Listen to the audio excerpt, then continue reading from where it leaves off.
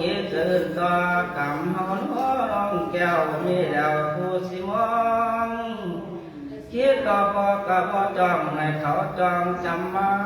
ที่พึ่งถึงหาวันนาพักอยู่ลงว่าท่านโกงสัวเจ้าดงได้ทันได้เข็นของไผสิมองดอกดูสวยขอแม่เจ้าและคอยก็คือว่าดอกว่ามาทำมานาเป็นกำพร้าพ่อแม่ก็พ่อแม่ตายป่าอยู่ทำเรือนตามชั้นก็หาขอทนได้บ่มีไผติดดีขาคือกันหาสาลีให้พานหนึ่งตีแก้มส่วนว่าพ่อแม่นั้นก็คือรำรังบ่มีสาธุเด้อสาธุเทวดาอยู่ป่านี้จงเมตสงสารโอ้ยสองกุมารบ่มีไผสิเบิ่งคิงยิงซนถึงเข้าจนลูกขอไว้อย่าให้ตายจากพ่อแม่ให้ได้กับเต้าแท้ดอกเห็นหน้าพ่อแม่คิงปานนี้แม่ผู้ขากะหาคงสินั้นดิ่งหลอกออกเที่ยวตามหาคอยองค์เทวาบอกพระมันดาด้วยลูกความสวยพันที่ขาพระมันได้มาสวยแน่ดื้อพ่อตาเอ้ยน้องข้ายังอ่อนหน่อยที่ข้าตั้งแต่เฮาโอ้ยพระเมียนต้นน้องอยากจ้องห้องผู้บอดยงสู้ต้องตายอยู่ในโลงขันบ่มีอยากให้ระวังไว้ผู้หลวงผัวเอาละนักปากหูเศร้าไว้ก่อนกูมันกันยังว่าท่านชีวิตดวงสิไว้ลงเราเก่าไว้พาไปไกลเยินบังเอิญตะเวนคำหนึ่งดอยหนึ่งในทางคำจบคาถาทางตั้งวันคำยังบอกความกายฟังมาที่เป็นสิยายเราขึ้นสู่ภูมิสันทานเดินนิทานสลับก่อนภาคปฐมบุรุมแด่เป็นสำนวนเราโบราณแท้ให้ดิ่งแด่สิหูเดืองผู้มันโจปากเดืองสิลงแด่ก่อนลาย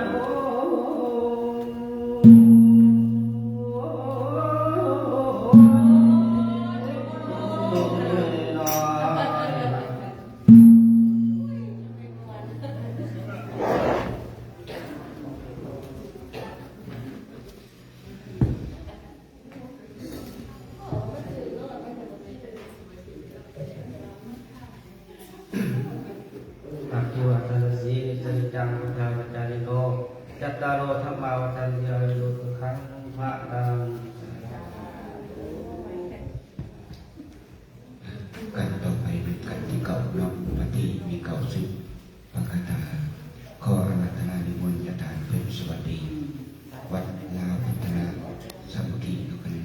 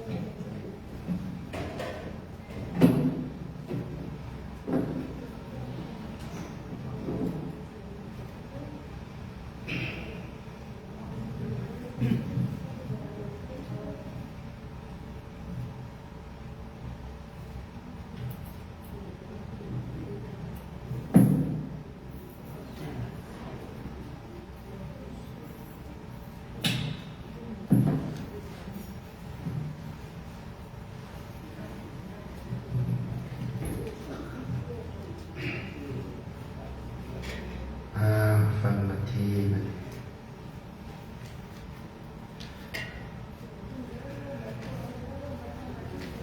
ยามปานนานตามลานยามบางหาปานทางเวียนอุนนานเทตาวาพามานานตามปียามอุนเตียนส่วนเทียนเทียนส่วนยามว่าพามานโลกางเองกางกูลังทานลังสานตังอังคนสียังผ่านยาสามปายุตานนาอังอันว่าปัญญาสามปายุตานนังดวงใจคนเทียนสันเตเหียมห่านว่า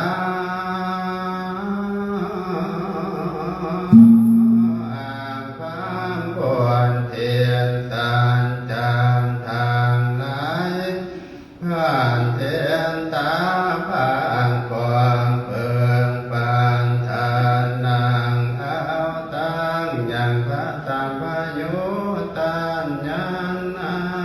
งดวงเบียนเตพุนสานทาหู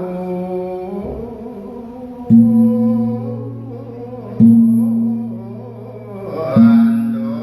ลานตามควรเลียนตานทางไหลหายังมันโคอ่านวางโห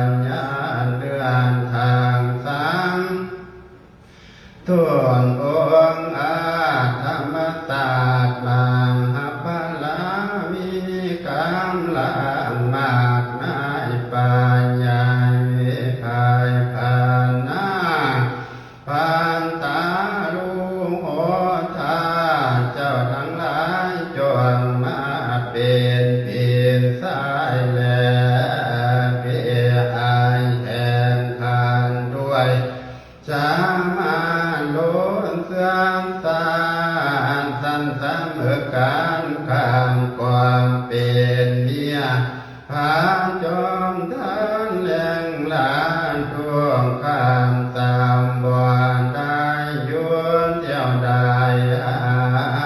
คนขวายบ่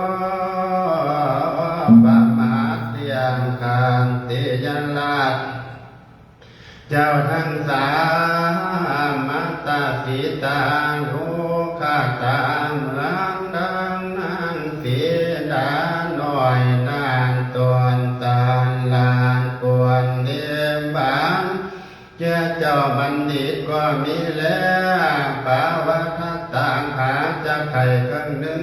เจ้าต่างต่างตามเทียนทุกแข่งหวานได้มาทางยังบนทางญาติจิตตาวางคานจางขวางส่วนทางแห่ทางจิตเถิงลูกกำพร้าที่อยู่ภายหลังเทียนทางขวางให้มาค้างยังบนทางแก่ขาแต่ทวันเถิดมา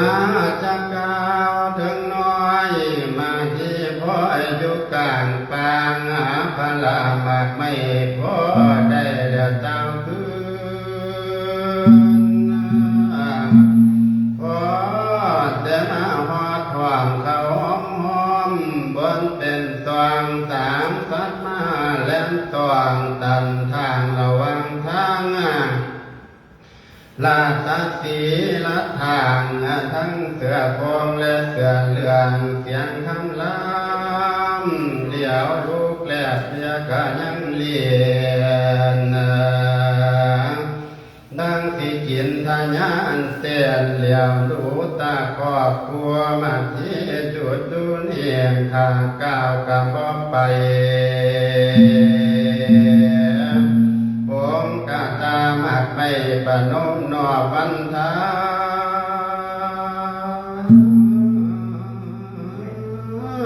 ขอมาคาขึ้นกาบจะสิตันทั้งนองเฮวดาอยู่ในความหิมพานต์ได้ทราบเหตุปาขาเป็นเมียพาเวทเจ้าผู้เดาอย่างอยู่ไผไปเที่ยวว่ามากไม่ไปเที่ยวว่ามากไม่ถวายทานโพธิตาต้องกุมารโพธิพัดกาอยู่ฟังคอยตอนพอวิงวอนให้ดีทางยาสันทางให้เปิดกว้างสามปัญญาพี่น้องให้ดีม่วงกว้างปีไปนางสิปันมากไม่ให้เครื่องหนึ่งขันนี้โปรดปานี้อาโหโปรดปานี้ให้ทนทุกข์ตัวกระสันแสนสารเชื่อยังตันอยู่ทั้งห้องละตังสีเตอปากหากแม่นเทพทนไทยเปลี่ยนไว้ทาละทั้งจานมาทีพามานข้างด้านโพธิสัตว์ยิ่งเป็นไก่มาลาดบ่อยทันสองหน่อยมาที่ก้อยใจน้อมวิงวอนจนปากเปล่าใจมนุษย์ปวดลาวน้ำตาย่อยแม่นยาวลูกพอตะวันไว้กองลงใบแต่งสีสามาคาก็เลยจางแยกทางจริงไปได้มาที่ไว้ว่าเปล่าขอข้านกาของกวยจังเป็นช่วยแห่งเปล่าขาดิ้งแก้วแก้มตะมอนปานนี้คงลัดตอนกระใจอ่อนไฟทางน้ำทั้งเดินขาดิ้งน้ำเล่นซ้ำกาปันนานจนตะวันแสงคอยจึงถึงรอยเขียดดานสองคุ้มมันลูกแก้วแม่มาแล้วเจ้าอยู่ใสแปลกประหลาดหน้าไทยว่าเห็นอ่อนบุตตาสุวรรณมา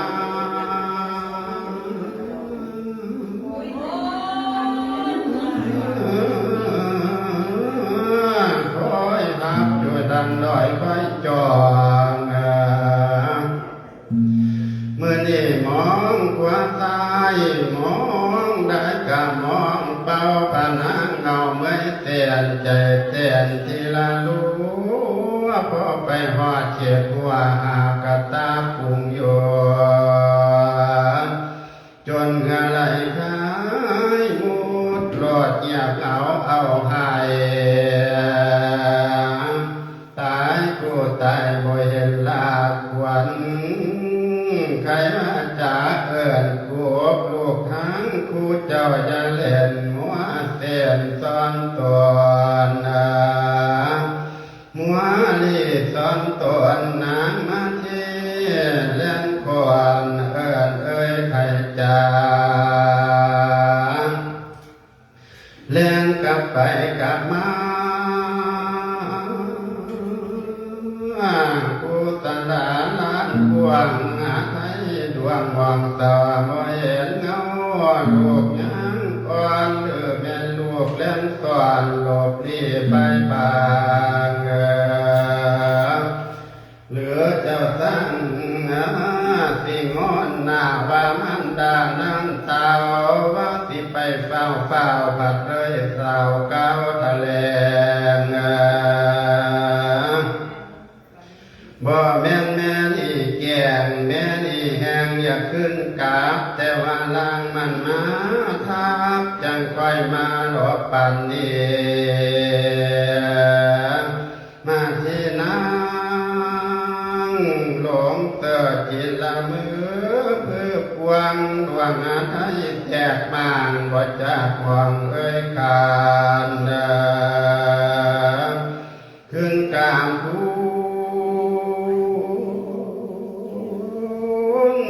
พระพิธานในเพื่อนอ่านทุนถามสองลงงามไปใส่น้ออีพอพุ่นบุญหลวนลูกสองคนบ่เห็นแล้วสิเหินแนวนิ่งอยู่ตั้งบ่ดูเบิ่งแค่เหลือซ่อนเสียงใสว่าเย็นเดมันที่เพียว่าดังเฮาจังอุปมาเทียมแทบให้เขียนเจ้ามันเทียนี่เด้อมาที่ดุลาหนวงมาที่เบิ่นวาลาสาสีจากนี้จังดอยพอวันดอยนั้นบ่มีทางผู้หาปาจังหนีจากน้ำเพราะว่าน้ำนานบ่มีตมสิจังหนีจากคู่เพราะว่าคู่นั้นหาปัญญาบ่ได้โลกจังนี้จังต้นไม้พอวางต้นไม้นั้นบ่มีกิ่งงาสักขาอันว่าขวางต่างจังหนีจากเทือนเพราะว่าเทือนนานบ่มีใบใดและใบบัวลาดสมหอมจังหนีจากสาเพราะว่าสานั้นบ่มีดอกว่าผู้หญิงนั้นจังหนีจากผัวเพราะว่าผัวนั้นหาเข้าของบ่ได้ค้างโบราณเพิ่นว่าไว้ก็หักมาได้แค่น้องนาไทยมาที่นี่น้อมาที่ดูแลน้องมาที่เพิ่นว่ามาหยายิ่งเล่หลายคำบวนหลายสังหารทำคนรอดแถลงเป็นหลายเล่ไผ่บ่เห็นหมอเตือนสิคุมย้อนว่าดีวันนี้นางหักไปในดาวดงดอนเดินเทือนหน้าเพิ่นพรตามสนกะบ่มีไผเตียนดีด้วยดอมพานางอยู่ในป่าโตหักลืมลูกน้อยไปเลิ่งเล่นล่วงกามข้อนี้นั่นค้างพี่น้าวในห้องเสวยลาดเป็นกษัตริย์พิสิทธัตข้อนางให้มิงหมอละนามียานาแต่นี่มาเพียงต่างบารมีอยู่ในป่าพี่เอาโหสีให้เกียรติเจ้าเป็นข้างแรกปฐ ำตาบ่ย่อยอย่าทำท่าแย่แต่น้ำใจน้ำลายแปดเติมน้ำถูกคำโบราณเบาอันว่าพุทธาเจ้าไผโนสิหูเรื่องพี่บ่ได้หูเรื่องอย่ามาต่อเสียดทางชาติผู้ยิ่งหน้าด่านทำทางบีบน้ำตาจังว่ามาญายิงลาเลียดข้างวันไหลตาสัมพันธ์เชื่อมลายใจห้อยเลี้ยงหลอกแหลกเล่นลมเล่นเลื่อนไหลเจ้ายักจิตจริงไข่ผิดที่ไข่ทำกินแกงไก่ไข่บ่เจ็บปวดเนื้อไข่สีหูห้อมปวดทางนั้นหักว่าไงมาสีนางโคนไม่ไข่ความนางโค้งที่มิดอ้อยจ้อยโค้งที่มิดอ้อยจ้อยอยากแก่บ่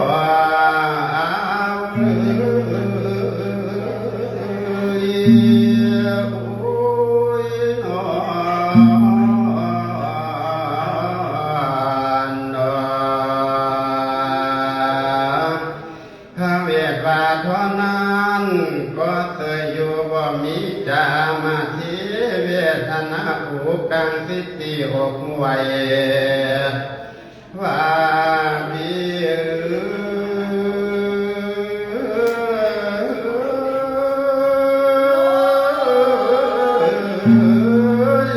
สั่งมาทำเล่นคอยหากำวันไหลเรื่องสีจังเมืองมาเพิ่งเจ้าบัวแก้วผู้เดียวหาวานางโลกเดียวยุ่งเกี่ยวกับมาคุณถ้าเป็นความจริงจังไปฟังความเบียน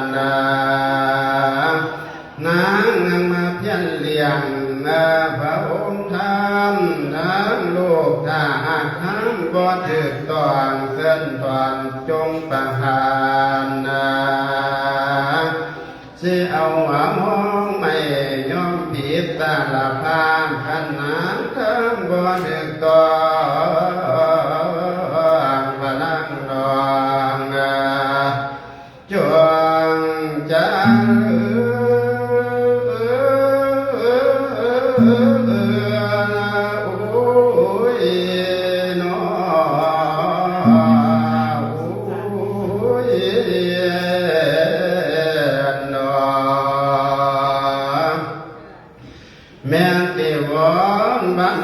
หลายทีทูลพาพระองค์บ่ปากพระวันจานต้านแต่ยังใดนางนาทีกาจริงได้บอกเที่ยวตามหาแคมสลายหนองพองตาคนทั้งเอินว่ากันหาแม่นี้เอิ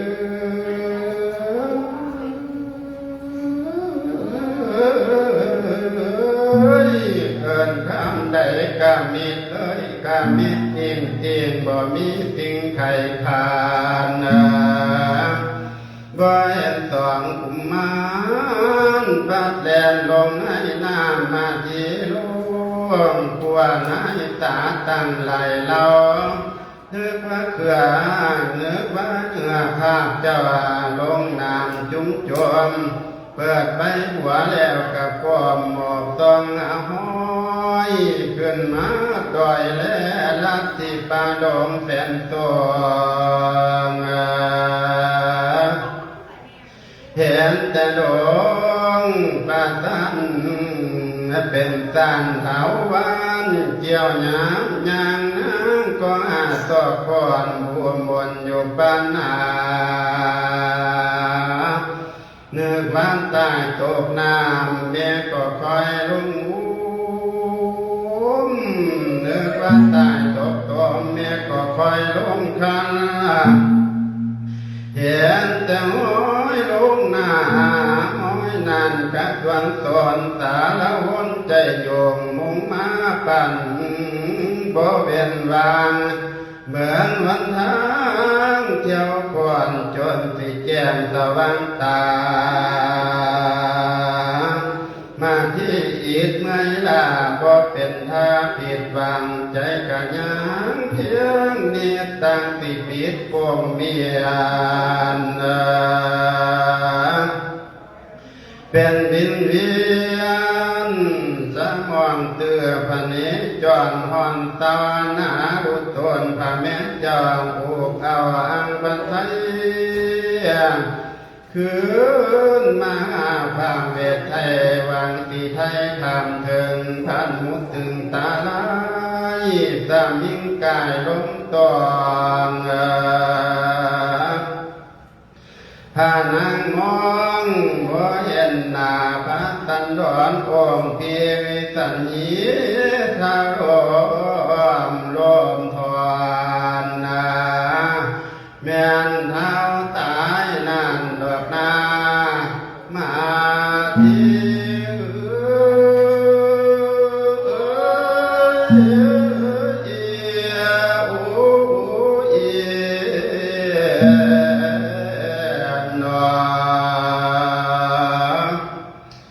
บัดนี้พระแม่เจ้าเห็นนางนาคมาทีวิสัญญีสลบตายกะตอตาตรงนาบวชปัญญาเหงาหวังปานดวงใจสิหลุดขาดทานและคันสิแตกมานวางทิมพำกันขาดละจับยังคันโจมใส่ตาเผาตาอาสุสนองค์พักอาดินหำเบาว่ามาที่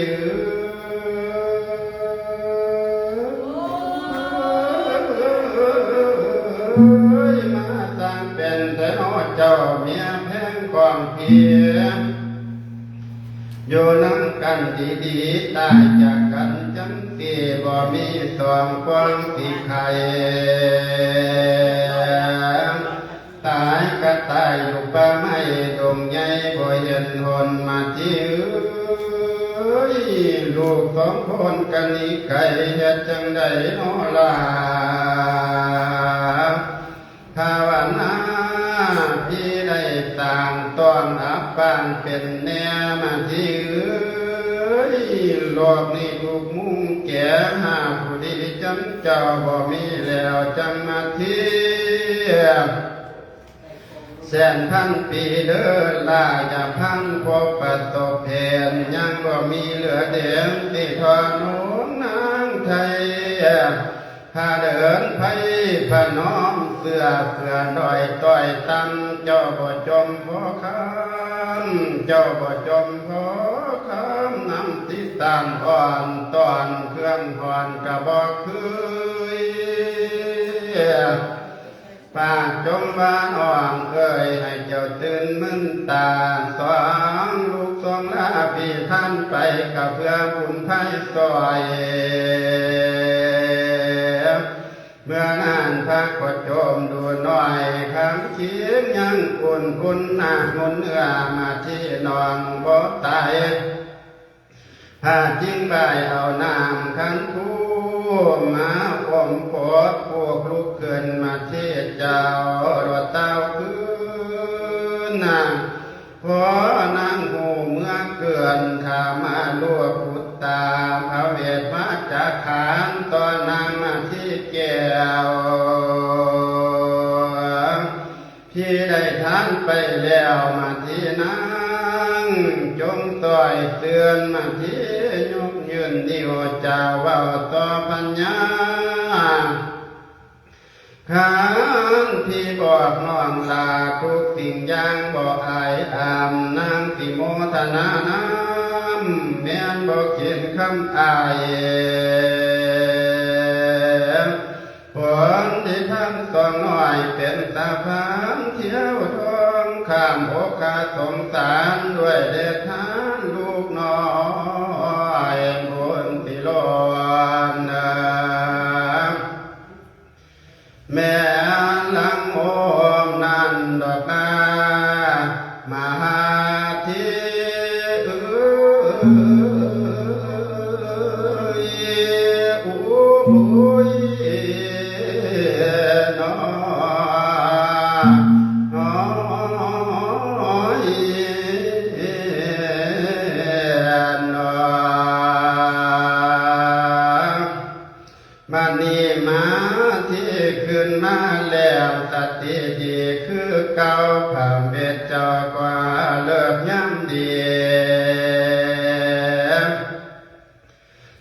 สุขหวานนางมาเท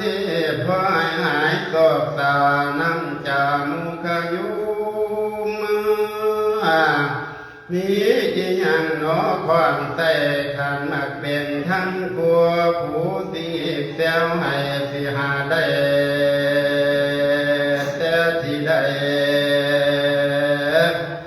หรือสิจ้างพระเวทยิบให้คู่หนึ่งจักเลียนแม่ยายเอ้ยเสียนหลอกหัวคาคิงแม่นผู้ใดสิหายกำไม่เงินใบทองนานไปสิหามาสู่คิดบังดูพวกเจ้าไข่เท่าอีพบพัมกามทั้งเขาและน้ำเลี้ยงแขกที่มาหุ้มจักสิหอยจังสิสมคาขัวจะตมมันสิตรงควรบ่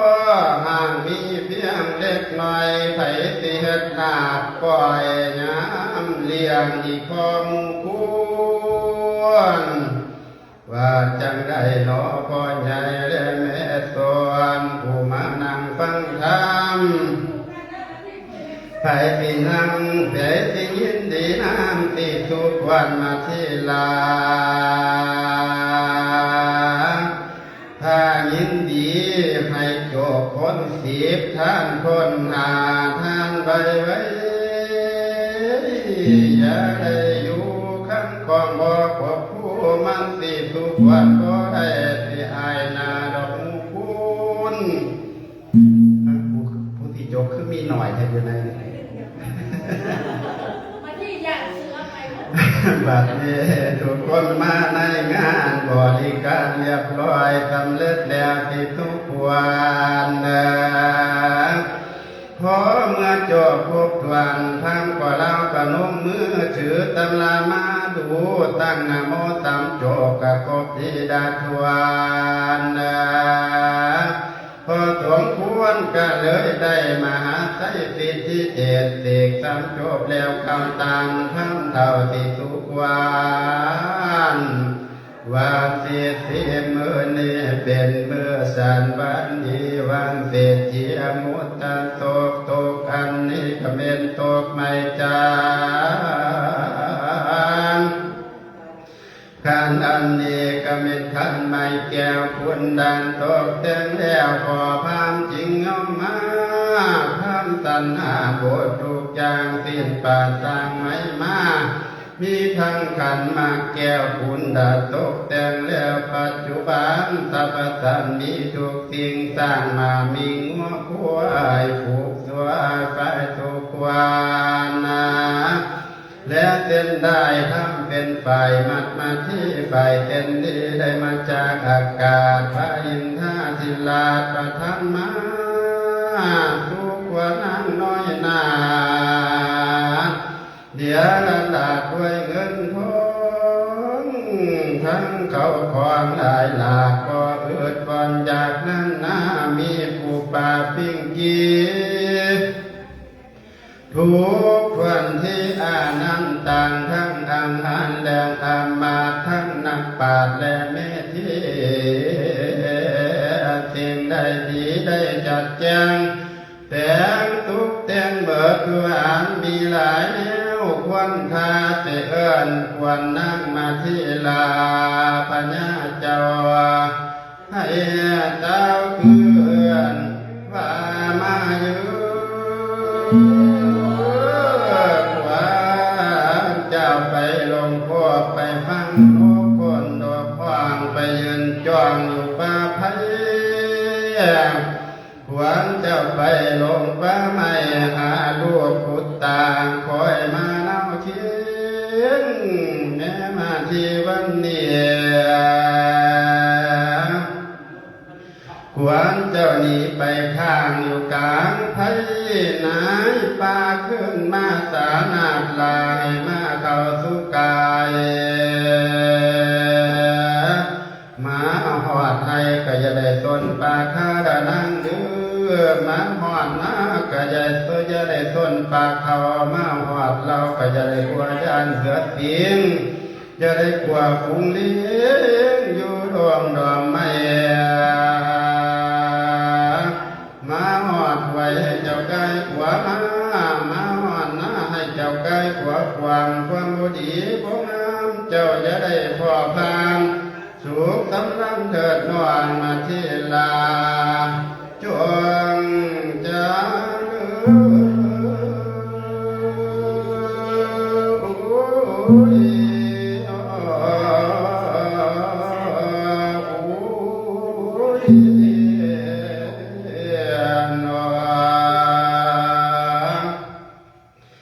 มันนี่มันฮักจอหมดเสียงมาที่กันปัดตังหลอดขอท่าถามี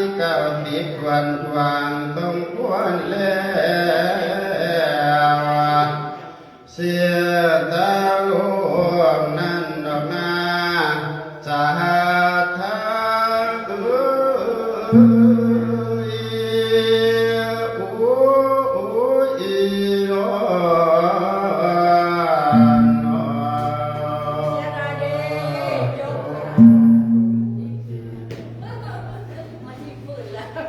ที่ฝืนมาที่บนตายเนาะ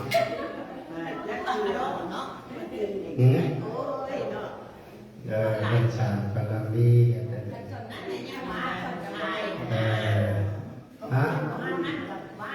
แม่นนะเพิ่นมองเห็นเด้ตัณหาหักลูกมันนั่งเสือกผูกคอตัณหาหักเมียเหมือนนั่งปอผูกศอกตัณหาหักเข่าคอเหมือนนั่งปอกสุกตีนเพิ่นว่าพามุนีกล่าวไว้ถึงพวกเขาเด้อทุกผู้ทุกคนเขาทานบ่ได้เนาะได้ออกทานกลัวได้อยู่ทานกลัวได้ทานได้แต่เขาได้ล่ะเพิ่นมองกายพระพุทธเจ้าของเขาเรียนว่าเป็นศาสตร์ของมีมาแม่มาตัดเป็นพระพุทธเจ้าละ2,500 กว่าปีแล้วยังมีผู้เขาลบกราบไหว้มาที่ได้เนาะเรียนบารมีเพิ่นสั่งมาบ่เป็นของของขอโมทนาวันสัพพิเทโยวิวัสสันตุสัพพโลกวินาศตุมาเตภวะโตตรายโยสุขิติกาลิโกภวะวิวัฒนาสิริสันนิจังพุทธปัจจนิโยจัตตโรธรรมาวัฏันติอายุวันโนสุขังพลังนี่เราไปเล่นมาสิ่งที่เขาทำได้ยากที่เขามาเทศน์ให้กันฟังเพื่อได้เป็นบทเรียนเป็นคติเตือนใจพระพุทธเจ้าเอาคนแทนทุกข์แทนยากแทนลำบากไว้สั่งบารมีมาก่อนที่ได้มาตรัสรู้ธรรมผู้บ่เข้าใจก็คิดว่าประเทศแก่ตัวเนาะเมียก็ยังข้างลูกก็ยังข้างเข้าไป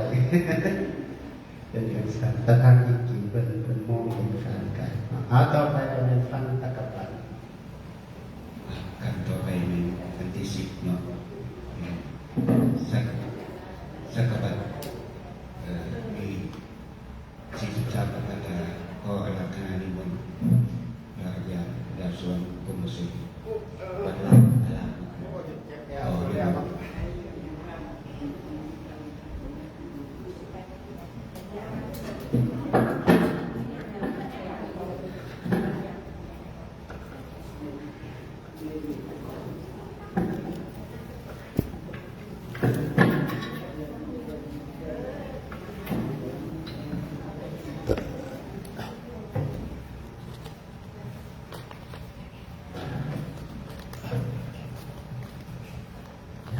3 กัน 4 กันเนาะพอดี9 โมงครึ่ง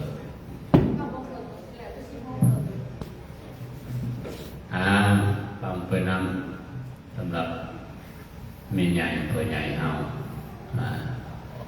ผู้นั้นก็ไปจัดเตรียมพอดีก็เปลี่ยนแปลงไปเดือนที่แรกสิไปชั้นเขาทั้งพูดเถอะพระยานฝนตกชิยามไปยามเลยมาเอาอิสลานี่นะนี่จะตับเนาะเปลี่ยนแผนไปสิเจาะอยู่จังสันนะพ้นหาแก้วสงสัยจะตกตอนเนินทานนะเชิญพระเวชชักคติไปแล้วเนาะฟังต่อมันอย่างส่วนสังพังเรื่องไปยังก่อน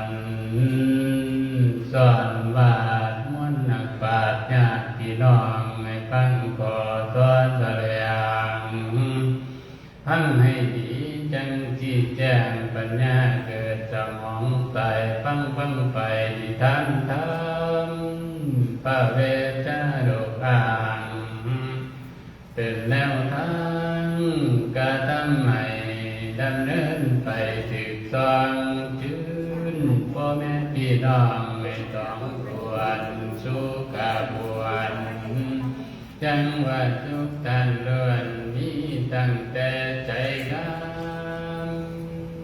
มาเหตุตามของธรรมให้ก่อบุญคุณแก้วนับว่าดีก็ดีแล้วให้ได้เห็นแดนแสนประเสริฐเกิดมาได้พบพ่อเกิดมาได้พบพ่อเห็นก่อภาคประทานความหูเสือเลิศลำได้ดื่มดำคำสอนนาอ่อนซ้อนนาสะอ่อนโมทนาวาสนากะน้ำทานเสียนและท่านสมสั่งตามทั้งพุทธตา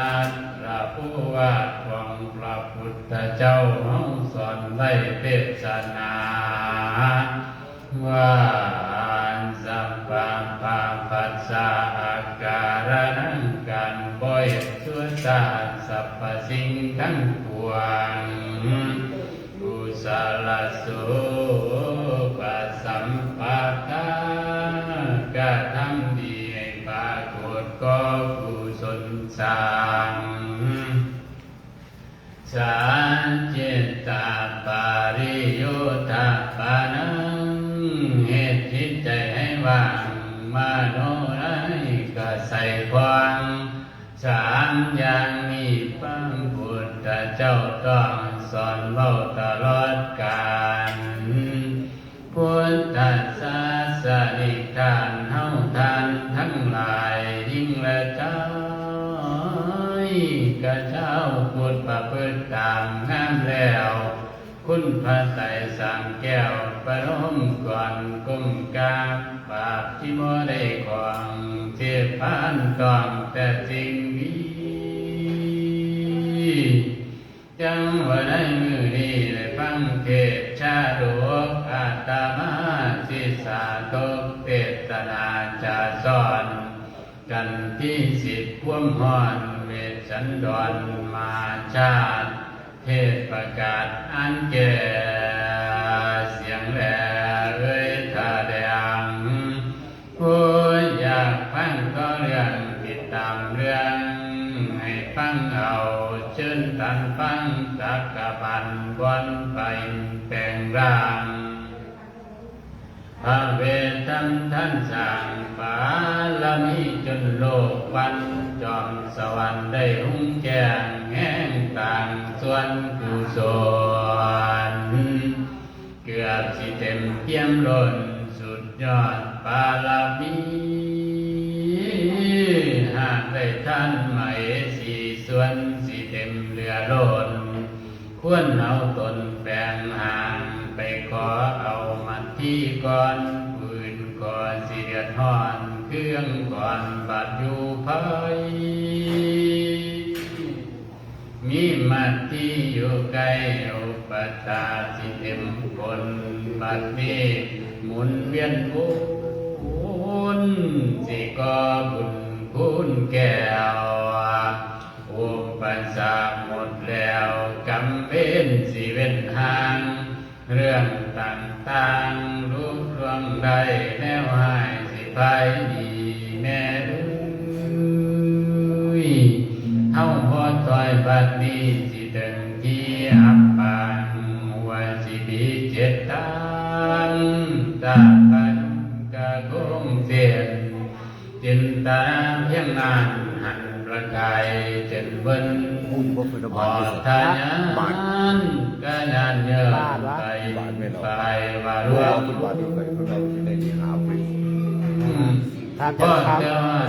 ทานจะน้องครับไปมาคุณหูภูเขาเบาคุณหูภูเขาเบาถามเราเราเนี่ยสมควรไปถึงดวงมูนีแก้วไปถึงดวงมูนีแก้วบารมมือกะกลมกามพ ผ้าเวทถามทราบเรื่องมาแท้แต่ที่ใดความประสงค์ตั้งไว้ใดแด่จังแวะหาถามผู้ผ่าผู้ตรงท่านกะคุ้มปีเรื่องเสียงข้ามแข่งทุนขอมันที่ไปนอนสอนองค์สันดอนได้นั่งเกิดเดียวเสือเบิ่งมัดที่สบายใจเดินเจ้าพี่มัดที่เอ่ยแถลงขานก่อเขาจงทำทานยังสบายอย่าเครื่องหอนมัดที่จอนไล่บ้านพุ่มสถานก็ครอบที่มอบชีวิตในแก่อายจึงหมายมุ่งลุ่งสามองชีวิตของหอมน้องชีวิตของหอมน้องแล้วแต่ที่จีบัญชาเคยสัญญาเคยใจจริงลูกผู้ยิ่งกษัตริย์เชื่อยินเสียงเมียแถลงการยินเสียงเมียแถลงการหัวใจบานกระซอยชื่นแม่ควันยืนมองน้องปีท้ายต้องขอบปะไตจังมันอายนี่ได้เมียประเสริฐกัญญาเจ้าสร้างดีเกินคุณผู้อยู่บนพุ่มพื้นโอ้ปีท้ายนี่ตันตื่นอกปีท้ายนี่ตันตื่นบ่มีคำที่ตามต่อเอาละน้องลายเรื่องลาเป็นสิ้นบานลงประเวทก้าวตานในพรามทานสบายใจเฮาสิท่านบัวไข่มิ่งมาที่กะทิแก้วจากมือป้ามมาแล้วทั้งมันที่กับพร้อมพำขันที่เทถอกน้ำมาที่ทานตั้ง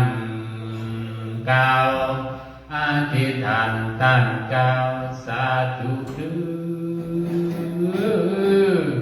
องค์เทพตอนเต่าให้นูผู้สุตนข้าต้องการพันคนกาแห่งสงตานจึงได้ท่านเมียยอดเสน่ห์การวันน้องขอให้ฟองถ้วยไทยเป็นปัญญาการก่อขอให้ได้พบก่อในบ้านกว้างกว้างตาลายนั่นละนาพาคุณ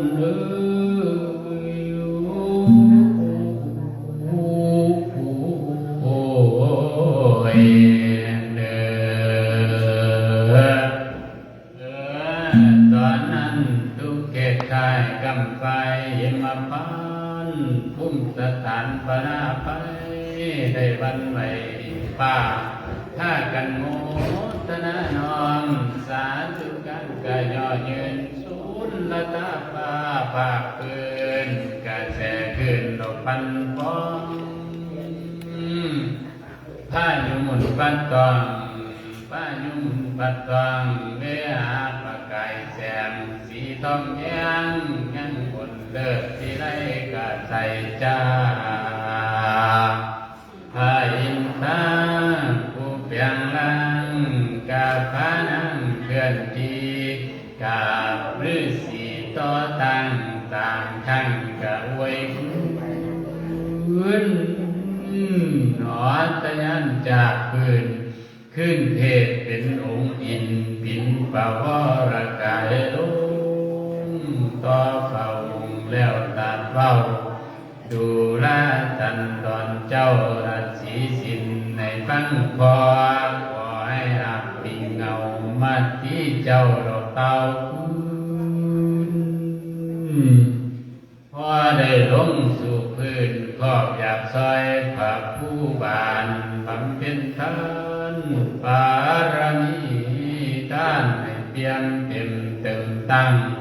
สมความหวังพระองค์แล้วเมื่อสู่แนวได้ท่านทอดยอดที่ฟ้านที่ตั้งสิวังได้เป็นแน่นอน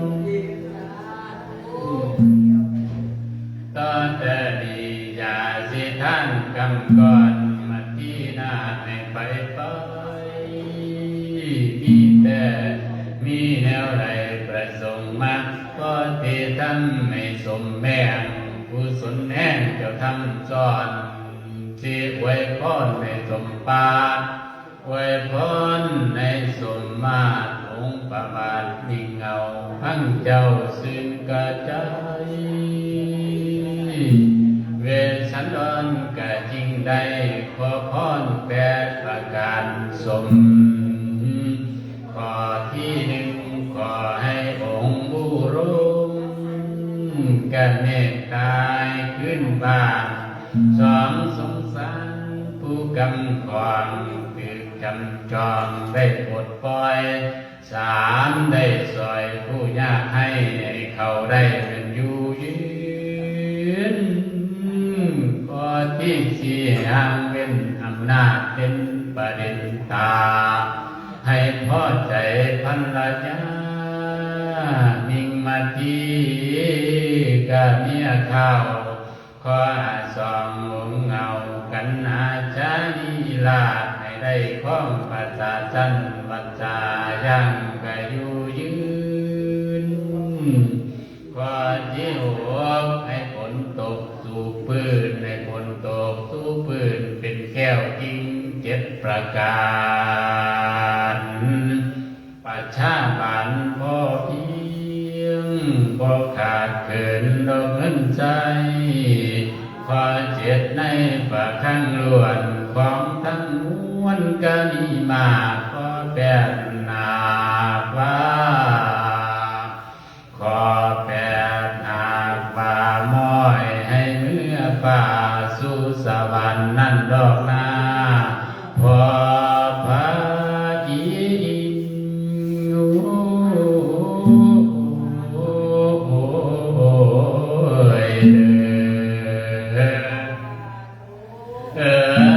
ต่อจากนั้นในมาเกิดเป็นคุณสำเร็จผลโพธิญาณสุสตานนิพพานแก้วพาเห็นทรงกะพังแล้วกะไว้พรในสมดังกับสัวปาตาแก้วสถานห้องแห่งพระภู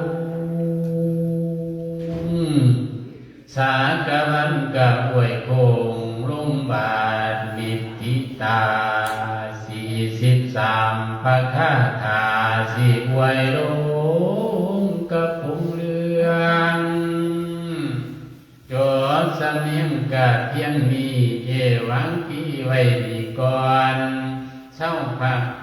รเพียงสำนีภาวันคอยเชื่อเท้าหลวงนั่นดอกนา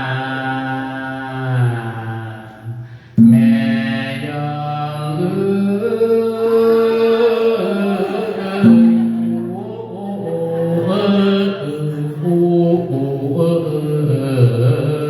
แม่จำปาตีคองให้แม่พี่ตลก หน่อยคนเขาเป็นวันใด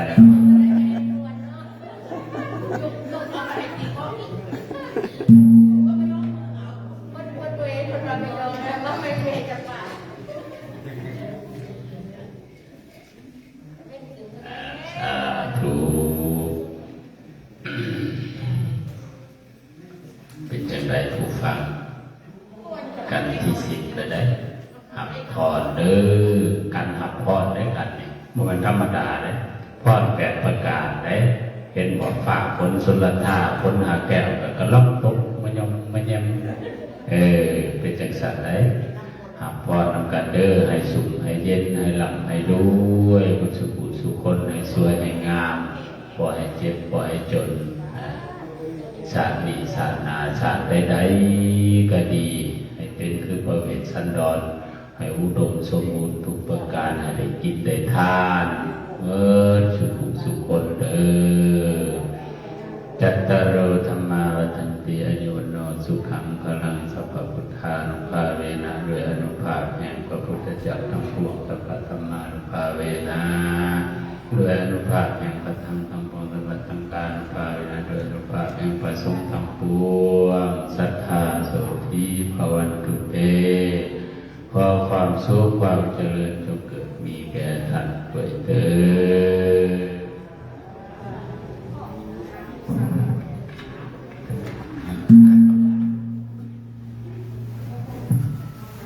กันต่อไปเป็นการที่ชีวิตเนาะมหาลาภมี69ประการทั้งก็รัตนานิมนต์ยถาก็ไปสิบวงบรรลาพวกนิกราคน บาทครับบาทอยู่ใส่บาท